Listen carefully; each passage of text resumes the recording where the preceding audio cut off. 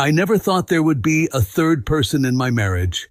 Not physically, not in some creepy paranormal way. I mean the invisible third roommate, the influence, the voice in your spouse's ear, the human malware. In my case, her name was Ilara.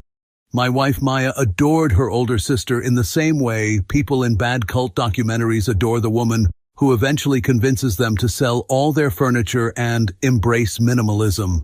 Ilara was 5 years older, twice as loud, and so aggressively confident about everything that even her wrong opinions walked into a room like they paid rent.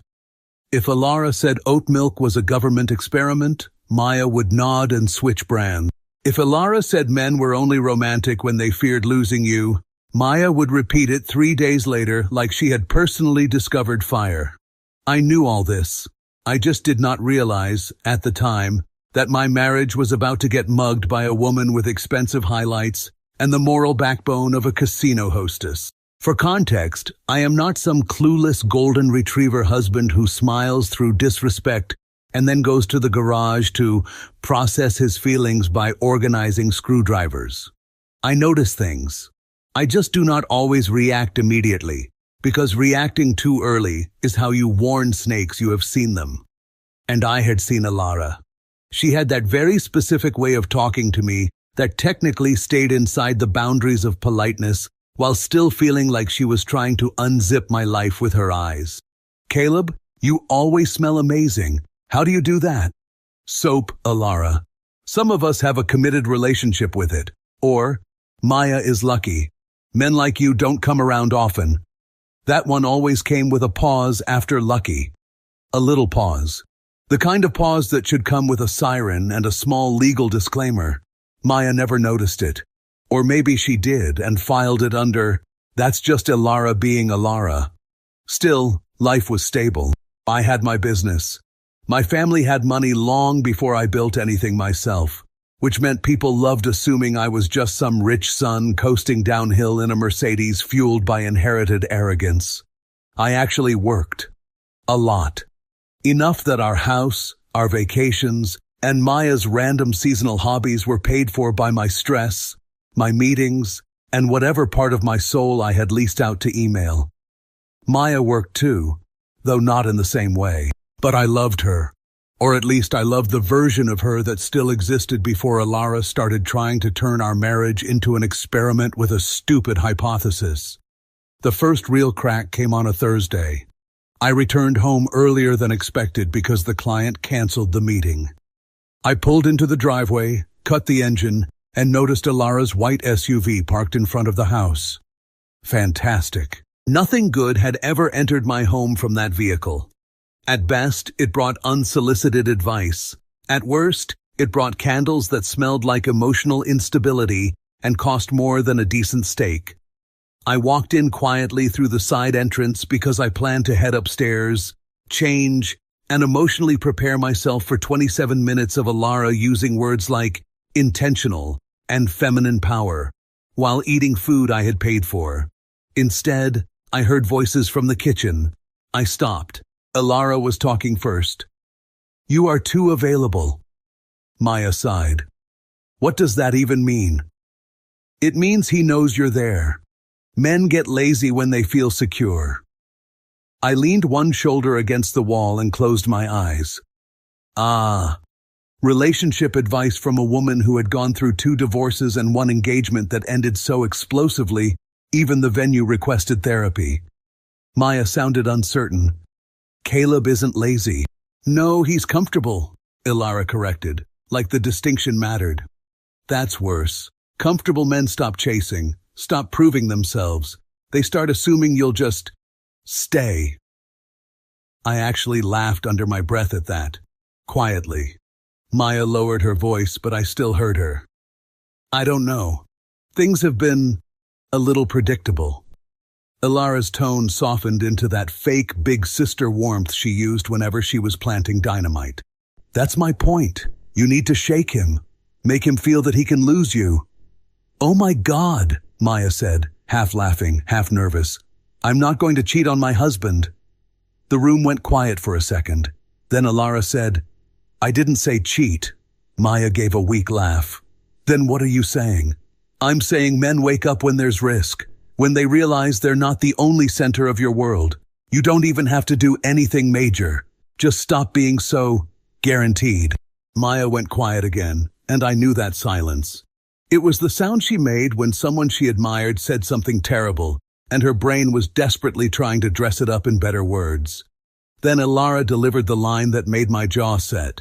If he really loves you, he'll fight for you. Maya, God help me, asked the dumbest possible question. And if he doesn't? Ilara laughed softly. Then maybe you learned something useful. I should have walked in right then. I should have stepped into the kitchen, applauded politely, and offered Ilara a ride straight back to whatever cave she crawled out of with her TED Talk for idiots. Instead, I stayed quiet, because now I knew. Not everything, but enough. Enough to know that some bad idea was being assembled in my kitchen like a bomb made of insecurity, ego, and sisterly sabotage. So I walked back out, closed the side door louder this time, then opened the front door and came in normally. A second later, Maya called, "Hey, babe!" The voices changed instantly. I stepped in and found them at the island. Maya gave me that smile women use when they are hiding either a surprise party or a felony. Ilara smiled too broadly. "Caleb, early." "Looks like it," I said, hanging my keys on the hook. "What are we discussing? Astrology? The downfall of Western civilization? Or just me?" Maya laughed too fast. Ilara did not. "Just girl talk," Maya said. "Dangerous phrase," I replied. "Usually means either someone's getting bangs or someone's ruining a perfectly good relationship." Ilara snorted. "You always think you're funny." "No," I said. "Sometimes I know." I kissed Maya on the cheek. Then I opened the fridge and took out a bottle of water. Ilara watched me like she was trying to solve a puzzle involving. "How was work?" Maya asked. "Productive. I got canceled on by a man who wears loafers without socks, so I assume karma still exists." Maya smiled. Ilara rolled her eyes, and that should have been the end of it for the night. But bad ideas don't stay in the kitchen. They migrate. Dinner was tense in that polished, upper-middle-class way where everyone is technically smiling, but the air feels like glass. Ilara stayed. Of course she stayed. Parasites rarely leave before dessert. She sat at our table, drank our wine, and talked about relationships with the confidence of a woman who had personally lost every relationship she had ever touched. "At some point," she said, slicing into salmon she did not buy, "all couples need to evolve. The old rules don't work forever." I looked up from my plate. "That depends. Some of us are still doing pretty well with basic concepts. Loyalty, respect, not acting like a lunatic in public." Maya shot me a warning look under her lashes. Ilara smiled like a cat, pretending not to notice the birdcage was open. "You'd be surprised how many people stay together just because they're scared of change," she said. "You'd be surprised how many people destroy decent lives because they confuse boredom with oppression," I answered. Ilara leaned back. "That sounded personal?" "That's because I said it personally." Maya let out a strained little laugh. "Can we not do this?" I turned to her. "Do what?" "Whatever this weird thing is." I almost said, "Ask your sister." She started the weird thing. Instead, I took a breath and went back to eating. No point showing my hand too early. After dinner, Ilara left with 2 air kisses, 1 too many compliments about the house. Maya cleaned the kitchen. I dried the dishes. We moved around each other in silence until she finally said, "You were kind of rude to her." I almost dropped the plate in my hand. "Was I?" I asked. "That's unfortunate. I was aiming for accurate." She sighed. "Caleb." "No, go ahead. Let me guess."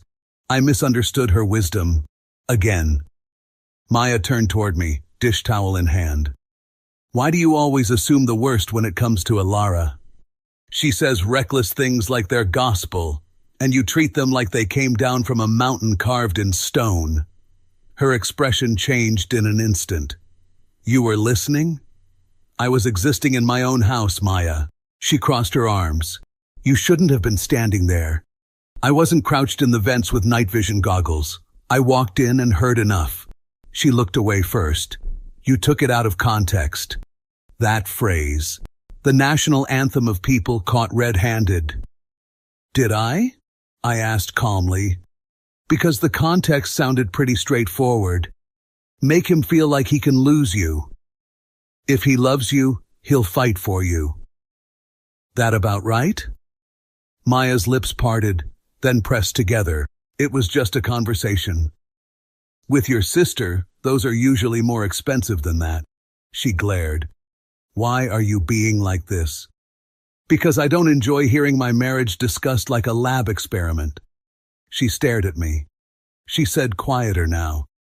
Maybe she has a point. A point about what? Maya looked nervous, but she pushed forward anyway, like somebody who had rehearsed this in the mirror and hated that the audience was no longer imaginary.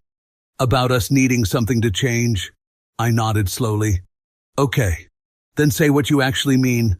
She inhaled. I think, she said, maybe we should consider opening the marriage. I looked at her for a full 3 seconds. Then I said, you mean divorce with a branding issue? Her eyes flashed. Why do you always have to make jokes when I'm being serious? I'm trying to talk to you. No, I said. You're trying to sell me a disease and calling it personal growth. Maya's jaw tightened. People do this. Yes, I said. Idiots, narcissists, people with podcasts. She stepped closer, angry now. It wouldn't be about replacing you. That's comforting, so I'd still technically be your husband while you sampled side quests? You're twisting this. No, I'm clarifying it. She looked furious, but beneath that fury I saw something even uglier. Conviction. Not her own. Borrowed conviction. The kind people wear when somebody else has talked them into feeling brave. It could make us stronger, she said. I laughed so hard I had to put a hand on the counter. Oh, that is absolutely Alara's wording. I can hear the champagne and bad decisions in every syllable. Stop blaming her for everything.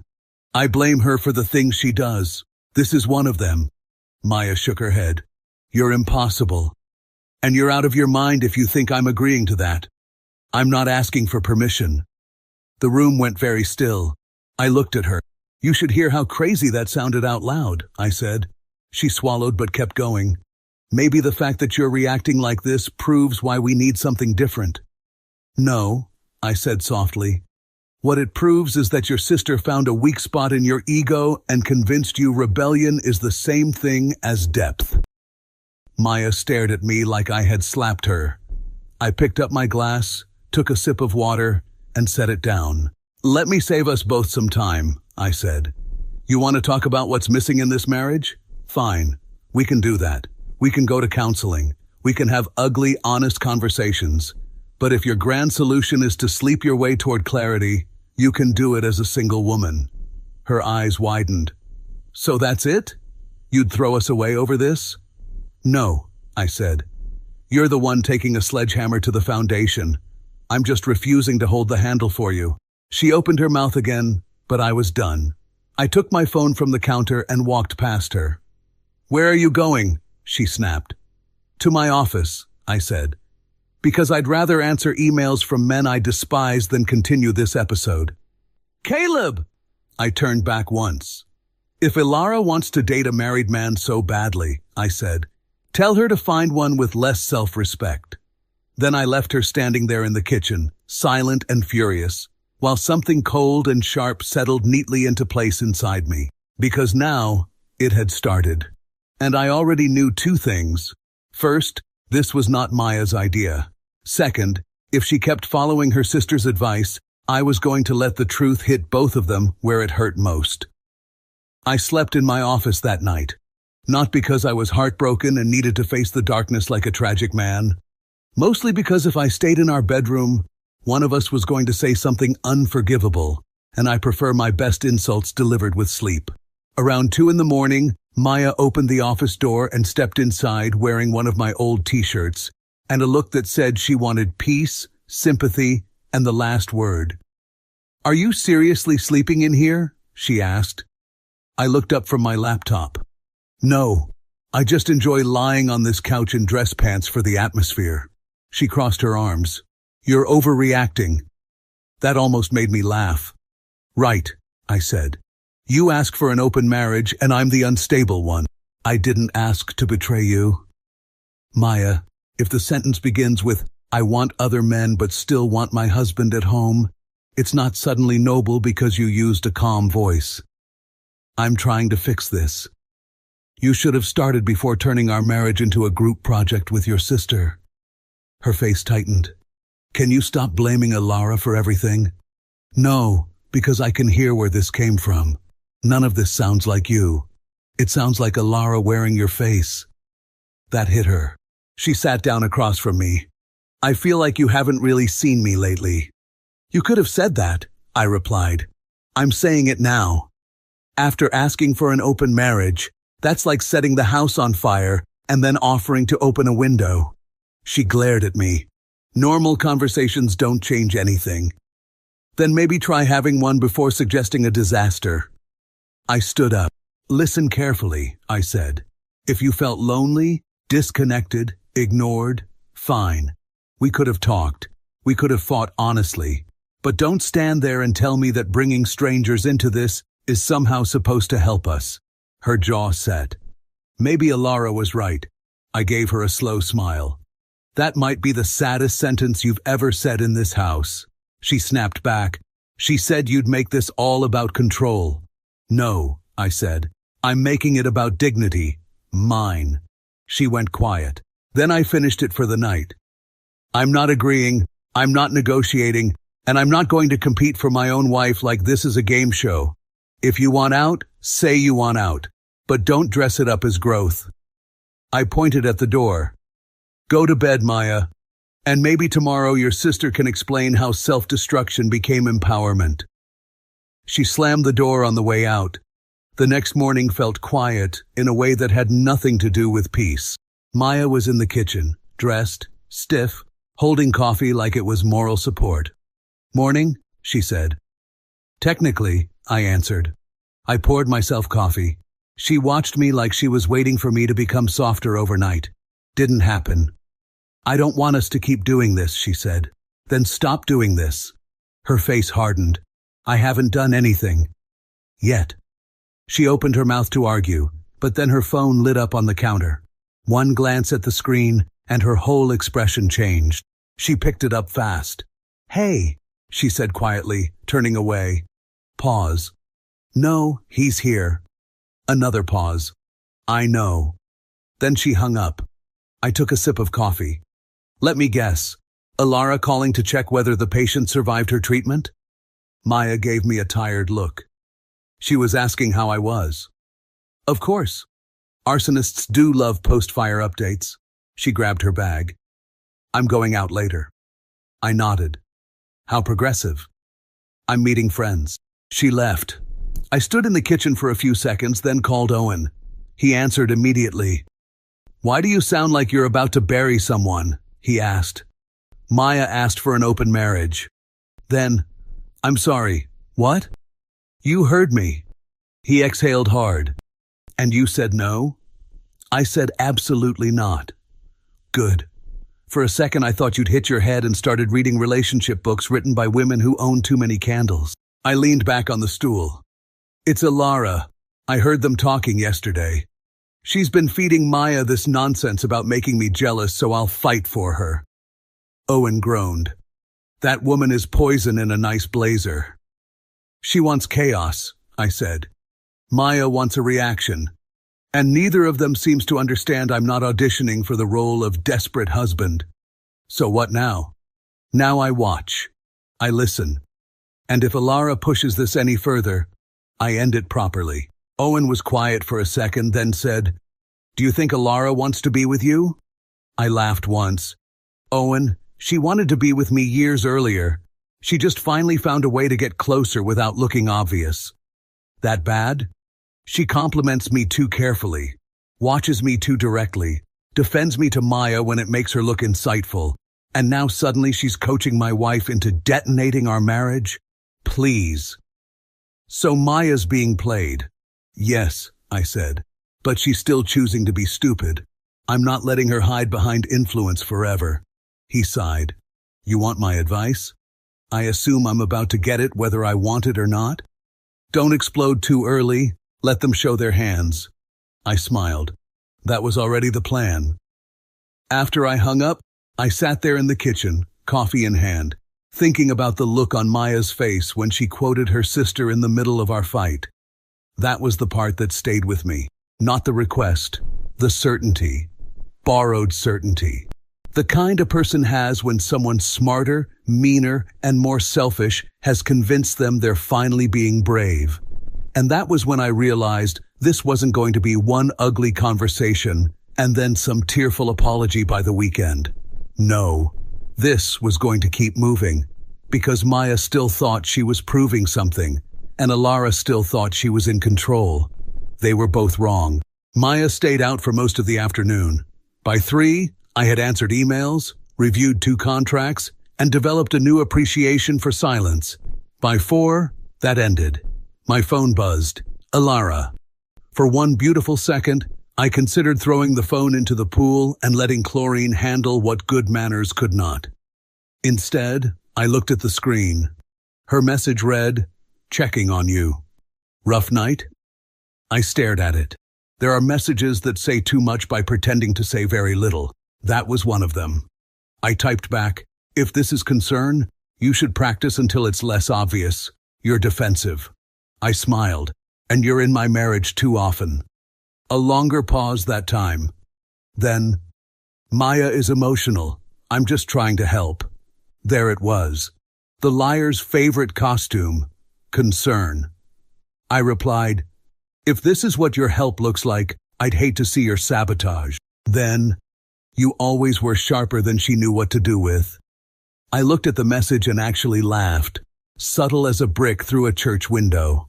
I took a screenshot, locked my phone, and set it face down on the desk. An hour later, Maya came home. She set her bag down and took off the glasses. Her eyes were a little red. I leaned back in the chair and looked at her from the dining room. "Bad lunch?" I asked. She gave me a tired look. "Can we not do this right now?" "That depends. Are you here to apologize, explain, or continue auditioning for the worst idea of the year?" She closed her eyes for a second. I met Alara. I let out a soft breath through my nose. There's a sentence that has improved absolutely nothing in recorded history. She was just checking on me. Sure she was. Maya walked into the kitchen and poured herself water. "She thinks we both handled last night badly," Maya said. I laughed from the table. "That is generous. Starting a fire and then critiquing everyone's reaction to smoke is very on brand for her. She said you were trying to shame me instead of listening." "Maya," I said, "if your sister wants to keep participating in this marriage, I'm going to start charging her part of the utilities."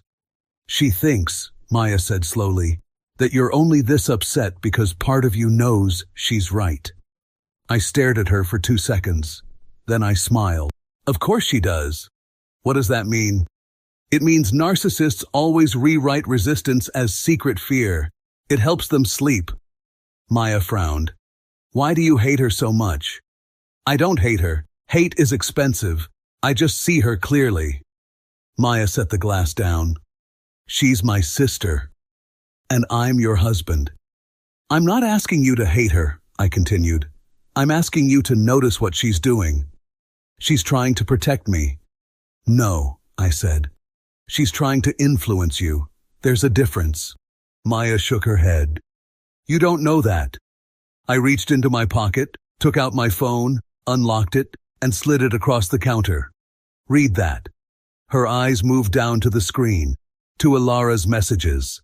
I watched Maya's face change in stages: confusion, recognition, denial.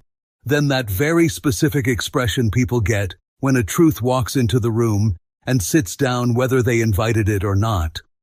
Maya stared at the phone. She pushed the phone back toward me and crossed her arms, but there was less confidence in it now.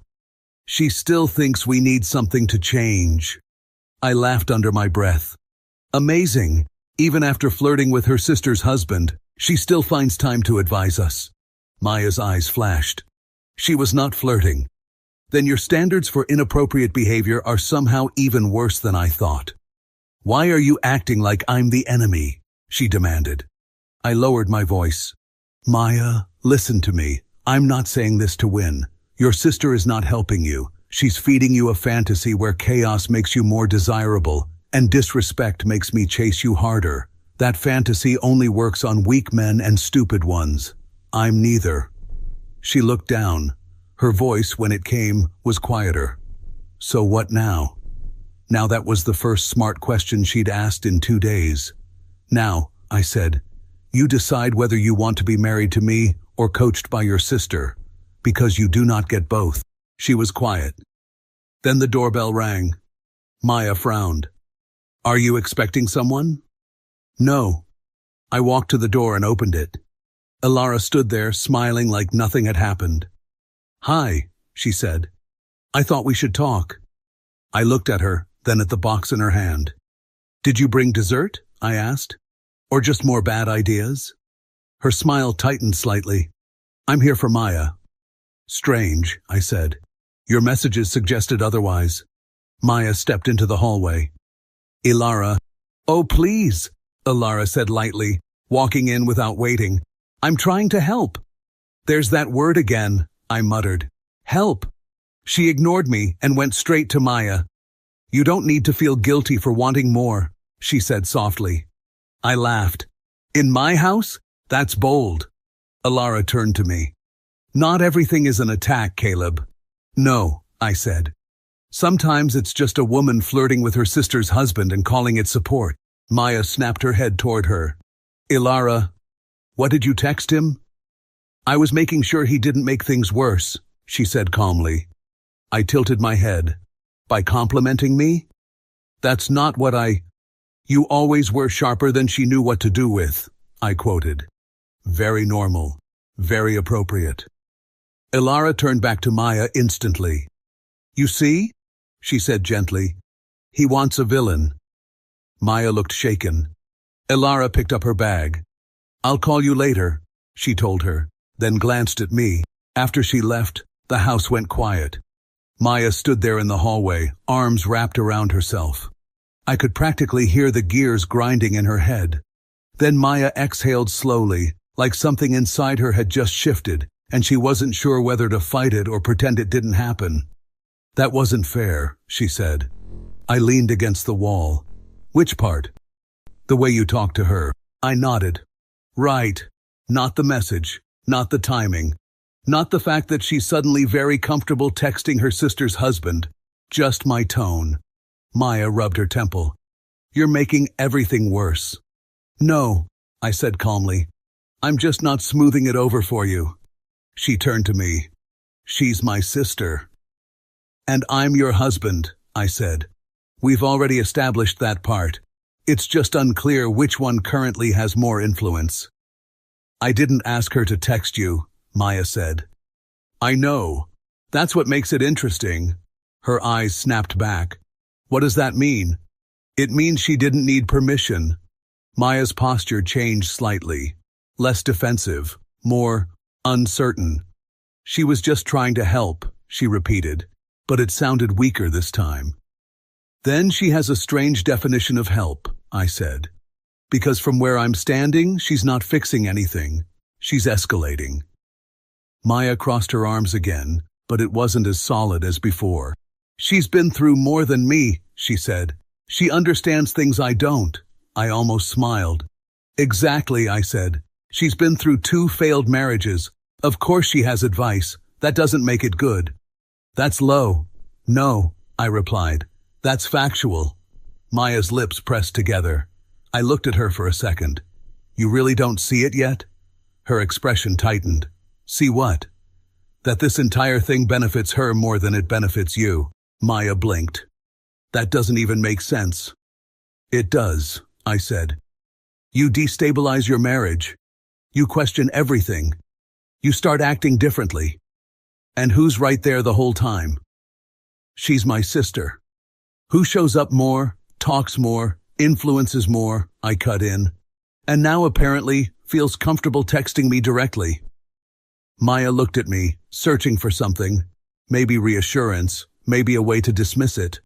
She wouldn't do that, she said. Maya, you don't have to jump to conclusions, but you do have to start paying attention. She sat down slowly at the kitchen island. For the first time since this started, she didn't argue immediately. She just wants me to be happy, she said. I nodded. So do I. She looked up at me. And yet somehow, I added, I'm the only one who didn't suggest blowing everything up to get there. Then Maya asked, almost reluctantly, so what? You think she planned all this? I think she nudged it, I said. Enough to see what happens. She held my gaze for a second longer than before, then looked away.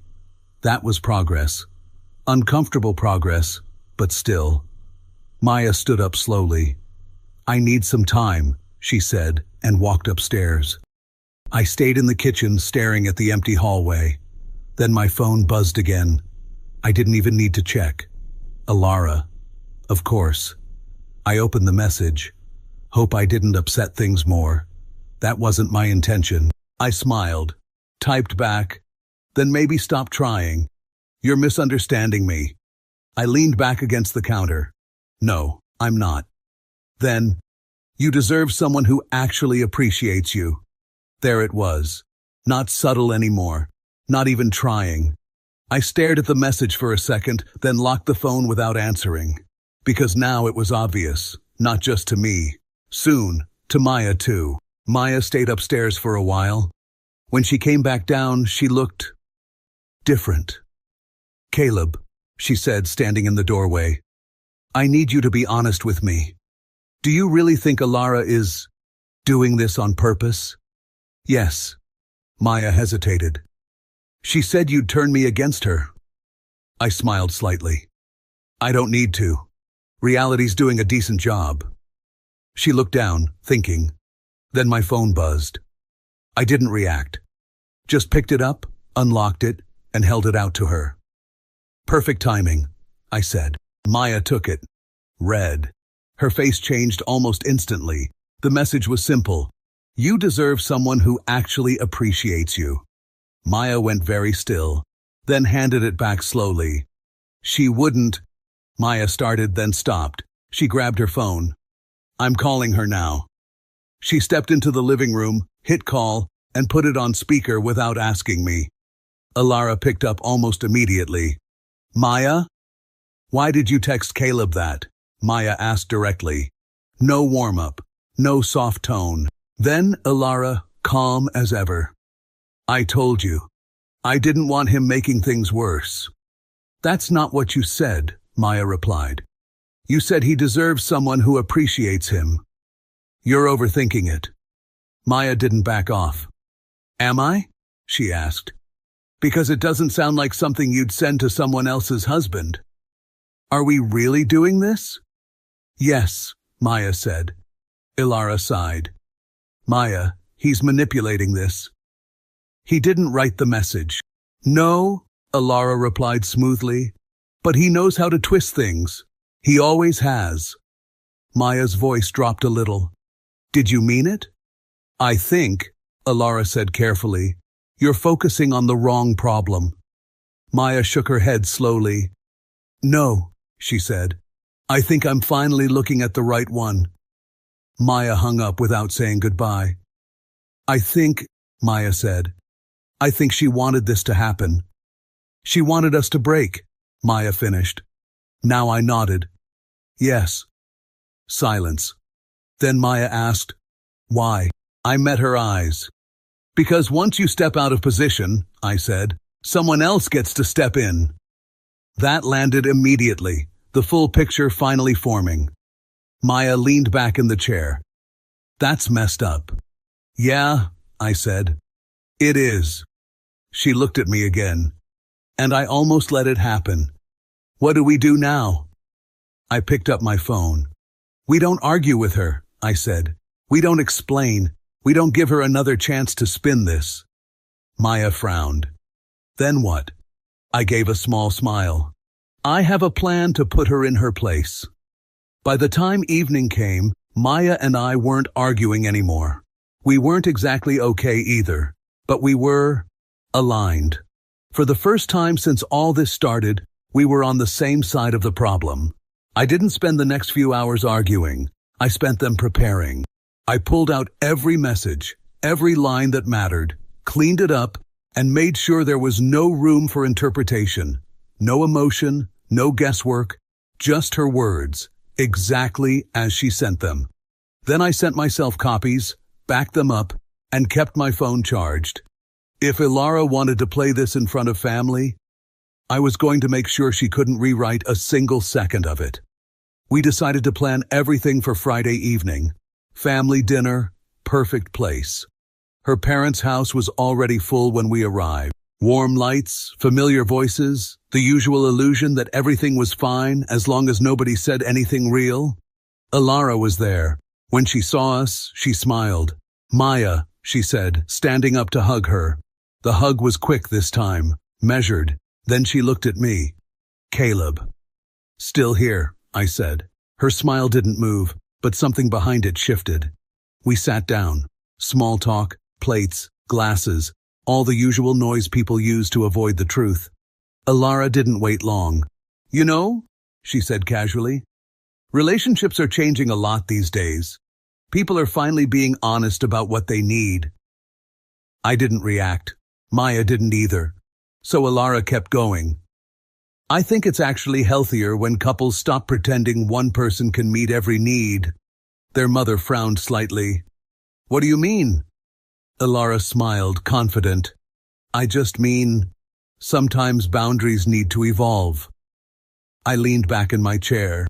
"And by evolve, you mean bringing other people into it?" I said. The table went quiet.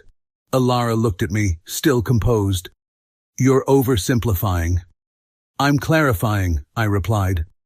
Maya spoke next, calm and steady. "You told me that," she said, "that it would help." Now the room shifted.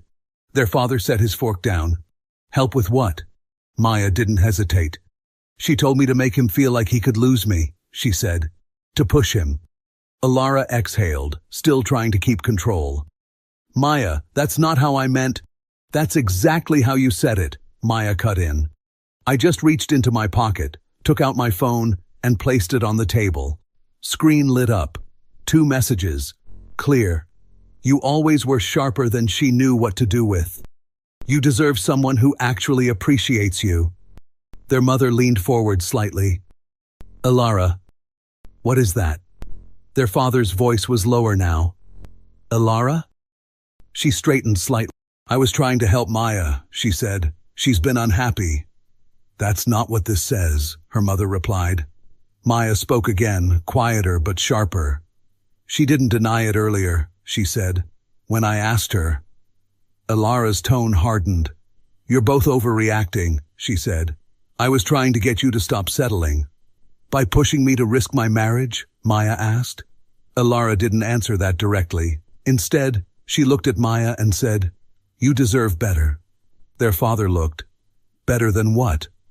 Maya didn't take her eyes off her. "No," she said slowly. "You weren't trying to help me. You wanted us to fall apart." Silence. "You didn't try to fix anything," I added. "You just waited for your turn." I stood up and reached for Maya's hand. She looked at me for a second, then stood up without resistance. That was all the answer I needed. I picked up my keys, then finally looked at Ilara, directly. "This ends here," I said. "You don't get to insert yourself into my marriage again." She opened her mouth, but I didn't give her the chance. "And just to make it clear," I continued, "you're not welcome in our home anymore." Ilara's expression tightened, but for once she didn't have a response ready. I turned toward the door, and Maya followed me without hesitation. Behind us, the room stayed silent. No drama, no shouting, just a family that had just seen exactly who had been pulling strings and how it ended. If you felt this story hit hard, drop a like, subscribe for more, and share your thoughts in the comments. Your support keeps Steelheart beating.